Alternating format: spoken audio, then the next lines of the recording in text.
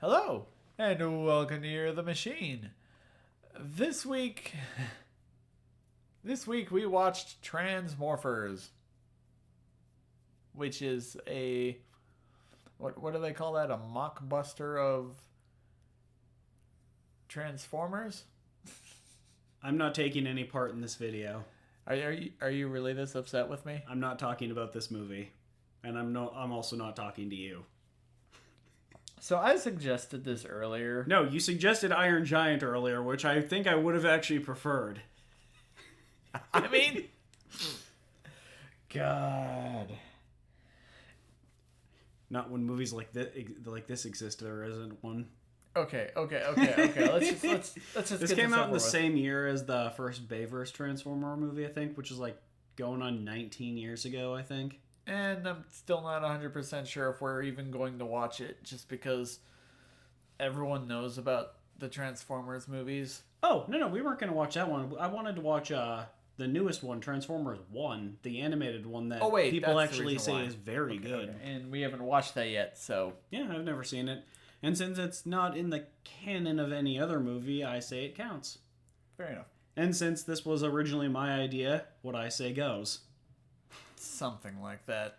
Anyway, oh no, it's entirely like that. Before we get any further off topic, let's talk about the plot. So, humans found out that there was apparently life on some planet really far away. I don't remember the exact distance. So we sent them a satellite with a peace offering. In 2009. They responded in 2014 by invading Earth. Oh, and also somehow changing the atmosphere so there's clouds like covering the sun and it's constantly raining. Also, it's been 300 years. Oh yeah, that part too. So it's like 2314, right? So the movie's like 2314. That's if it's exactly 300 years. They say 300, but it could be 310. It could be 346. They never actually mentioned specific years, and I'm just gonna say it's 2314 because that's the funnier thing to think about. But yeah, they just decide that 300 years of sitting around doing basically nothing has gotten boring, so they're gonna fight the robots.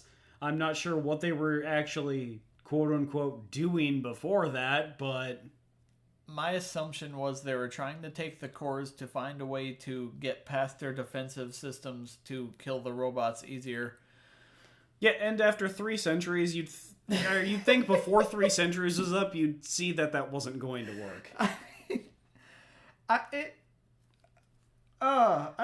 was weird. That's the basic plot, and we'd get further into it, but we'd just be rambling. So the acting is bad, stiff, and somehow overdramatic on a few occasions. Yeah, bad. It wasn't great. I didn't recognize any actor in this movie, which makes sense since this is a nothing movie made for basically a nothing budget for a movie.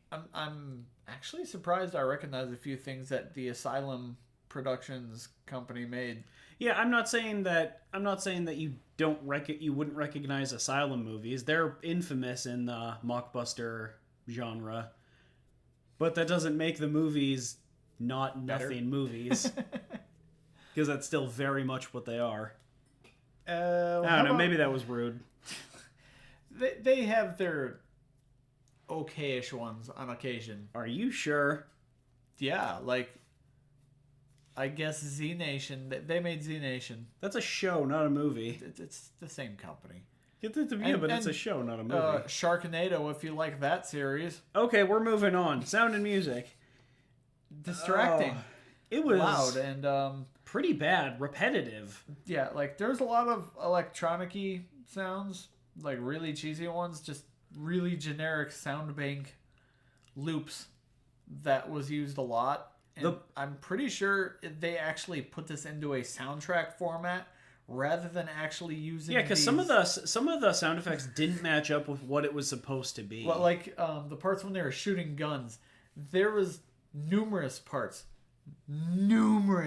where you saw people shooting guns and no fucking sounds happened. Well, that's because we only heard the sound from like 1 or 2 of the guns, and there was 50 people shooting. Yeah, but it was just repeating endlessly. Like they were all perfectly spaced out too. It was rhythmic which it was... In a stressful situation, who's going to fire like that? Like I said, I'm assuming they just made a song for the scene, if you can even call that, because it was mostly just keyboard sounds. You think they just put all the sound effects and music on a track? Yeah, I think it was supposed to be to the music, which does not work when you're having an actual action sequence. I wouldn't call what they were doing in this movie action. Fuck it, let's get to that. Cinematography. If it wasn't people standing around in rooms, which Talking. The first half of this movie, literally the first half, was just standing around in rooms talking mainly. It really is like half the movie. It was in boring, stiff, quote unquote action scenes where there were so many jump cuts I could barely tell what was actually going on. They didn't stick to most of the shots for like even half a second before moving the camera around. This was definitely and I suspect our last part is the reason for that. Yeah, we'll get to that. But this was definitely around the time when for some reason action movies believed shaking the camera for no fucking reason somehow made it more actiony. I don't see how they needed to shake the camera. Half the environments didn't even look like they were real. What were they filming? Screw it. Let's just get to the next part. Special effects. Probably one of the worst parts of the movie, other than the acting and the plot and the sound and the cinematography. You know, it's all actually pretty bad, but the special effects are noticeably so freaking bad. A lot of the CGI literally looks like N64 graphics. Yeah. Which is a lot to say since this was, 2007 movie? This came painful. out the same year as the first Michael Bay Transformers movie. Which was decent. It's a decent movie. The CG in that movie still holds up. I get it. You can't really compare the two, but I am saying people were capable of so much better. And again, at being a mockbuster, you know that's what they were banking on. And yeah, the plot didn't even resemble Transformers. All they did was have giant robots and give it a similar name, because that's all you really need for a mockbuster. What the movie is doesn't matter. You just need people to confuse it with the actual movie they want to see. Which I suppose with the cover you're looking at it's possible. But that other movie we found that's also a mockbuster that looks like they just knocked off Optimus Prime and put him on the cover. Yeah, I don't. Maybe we should put that on the list too. Oh God. So there was like a $300,000 budget for this movie, and I'm pretty sure most of that went into practical effects, which is really weird. 3 robots they actually made. They did have practical effects.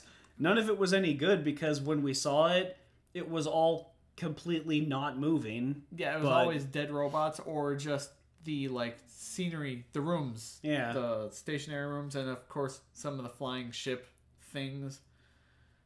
They look more like cockpits for jet planes, but So all in all, I hated this fucking movie. It was so boring. I thought it was going to be so bad it's funny, at least. Yeah, didn't you say people thought it could be funny?